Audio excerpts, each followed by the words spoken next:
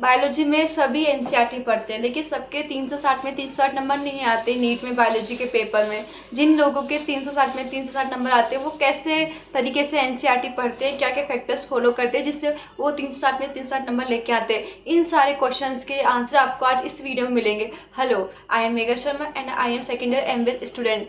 Friends, जब आप direct NCERT मत पढ़ो, पहले एनसीईआरटी पढ़ने से पहले आप उस टॉपिक को अच्छे से क्लास में क्लियर करो, उसके कंसेप्ट क्लियर करो, वन शॉट मत देखो। अब इसको डिटेल लेक्चर ही देखो। जैसे आप हार्ट पढ़ रहे हो तो पहले हार्ट को ना सारे कॉन्सेप्ट से रिलेटेड अच्छे से समझो आप क्लास में। स्ट्रोक वॉल्यूम, हार्ट के फंक्शन कैसे होता है, कौन से वॉल्व कब ओपन होते हैं, कब क्लोज होते हैं, कौन से साउंड प्रोड्यूस होते हैं, कैसे ब्लड फ्लो करता है। जैसे आप बॉटनी में स्टेम, रूट, इनकी एनाटॉमी पढ़ते हो, कैसे जाइलम फ्लोएम का अरेंजमेंट होता है, इसमें पेरिसाइकिल क्या होता है, पहले उसके डायग्राम से टीचर बहुत अच्छे से समझाते हैं, उसको अच्छे से क्लियर करो। इसके बाद आप घर आके आप एनसीईआरटी पढ़ो। एनसीईआरटी को आप लाइन बाय रीड करो, जो इम्पोर्टेंट होते हैं उसको हाईलाइट करो, उसके आसपास है ना फ्लो चार्ट बना के लिख दो, उसका अच्छे से पढ़ो। जैसे आप कोई टॉपिक पढ़ते हो,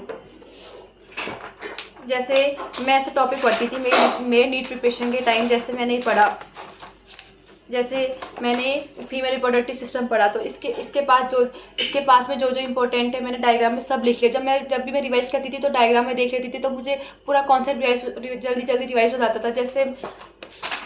जैसे मैंने मेमरी ग्लैंड्स,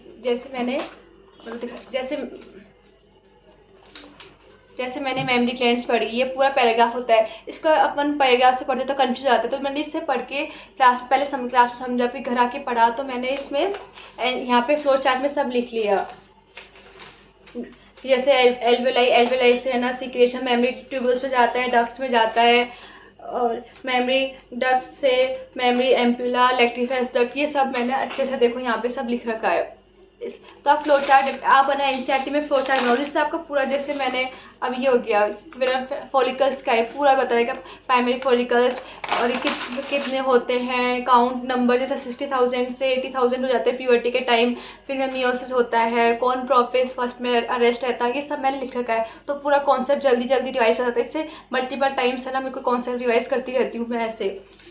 इसलिए आप एनसीईआरटी में जो इम्पोर्टेंट है उसको हाईलाइट करते रहे, ऐसे मैंने डायग्राम में सब लिख रखा है। तो इसलिए आप भी ना जो पढ़ो उसको फ्लो चार्ट बनाओ, उसको अच्छे से फ्लो चार्ट बनाओ, जिसको अच्छे से रीड करो टाइम टू टाइम। इसके बाद आप है ना इस टॉपिक को पढ़ लो, इसके बाद आप है ना डीपीपी सॉल्व करो, क्योंकि अपन जो टॉपिक पढ़ते हैं उससे रिलेटेड क्वेश्चन अटेम्प्ट करते हैं, तो उससे अपना टॉपिक बहुत ज़्यादा स्ट्रॉन्ग हो जाता है। इसके बाद आप डीपीपी लगा लो। इसके बाद आप पूरा चैप्टर कंप्लीट हो जाए, इसके बाद आप मॉड्यूल लगाओ। मॉड्यूल में आप स्पेशली ध्यान रखना, मोस्टली अब तो कोचिंग के ये होते हैं कि सारे मॉड्यूल एनसीईआरटी ओरिएंटेड होते हैं, तो उसमें एनसीईआरटी बेस्ड ही क्वेश्चन आते हैं। बट जो अगर आपके मॉड्यूल में आउट ऑफ एनसीईआरटी तो आप उसको स्किप कर सकते हो। बायोलॉजी में तो एटलीस्ट आप मतलब ऐसा मटेरियल चूज करो जिसमें असर्शन और स्टेटमेंट वाइज क्वेश्चन हो, जो क्योंकि आजकल अपने पेपर में असर्शन और स्टेटमेंट वाइज क्वेश्चन बहुत सारे आ रहे हैं। तो अगर आप प्रैक्टिस करोगे तो आपको उन पर अच्छी कमांड होगी, आपको कैसे रिकॉल करना है, कितना टाइम लगता है, तो उसके आपके जल्दी रिकॉल करने की ना स्पीड भी फास्ट होगी, तो आप पेपर में जल्दी क्वेश्चन अटेम्प्ट कर पाओगे।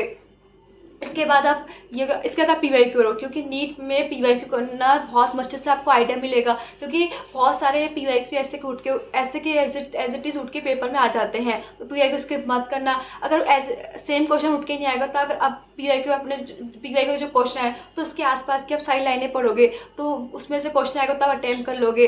तो आप जैसे आप पीवाईक्यू आता है ना, तो उससे जिस पैराग्राफ से है तो उसको भी आप हाईलाइट कर लो। तो जैसे एग्जाम हो तो आप उसको ज़्यादा ध्यान से पढ़ो कि हाँ इससे ऐसा क्वेश्चन बना था, तो आपको एक आइडिया रहेगा, तो आपके कॉन्सेप्ट ऐसे भी क्लियर होंगे। इसके बाद आती है इसके बाद प्रॉब्लम आती है कि रिवाइज कैसे करें। आपने ना चैप्टर्स पढ़ लिए लेकिन आपको याद नहीं रहता। जैसे आपने चैप्टर कंप्लीट हो गया, तो जैसे डे वन को आपने चैप्टर पढ़ लिया, इसके बाद आप डे 2 को रिवाइज करो, फिर आप डे 4 को रिवाइज करो, डे 7 को रिवाइज करो, तो आप मल्टीपल टाइम्स ऐसे रिवाइज करो। अब जैसे है ना, जैसे एनसीईआरटी के एग्जाम्पल होते हैं जैसे मॉर्फोलॉजी वगैरह के, तो मैं तो ऐसे करती थी।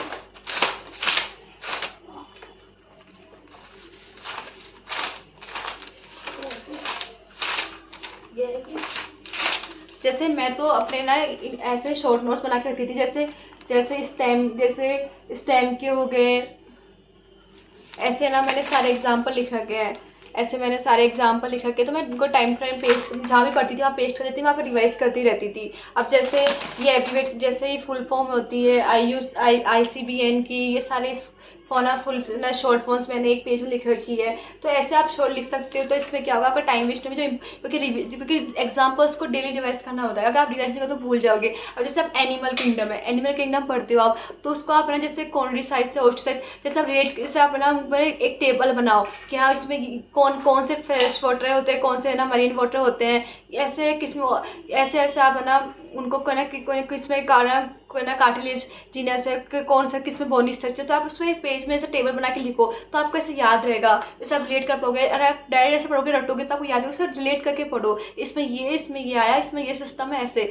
तो आप बायोलॉजी को ऐसे रिलेट करके पढ़ो, मल्टीपल टाइम रिवाइज करते रहो, एग्जाम्पल्स को लिख के ना पेस्ट कर दो, जैसे मैंने आप बताया था, जैसे मैंने लिख रखे हैं, ऐसे ऐसे आप पढ़ो, तो आपके ना बहुत अच्छा होगा कि बायो में मल्टीपल टाइम रिवाइज करने से ही परफेक्शन आता है।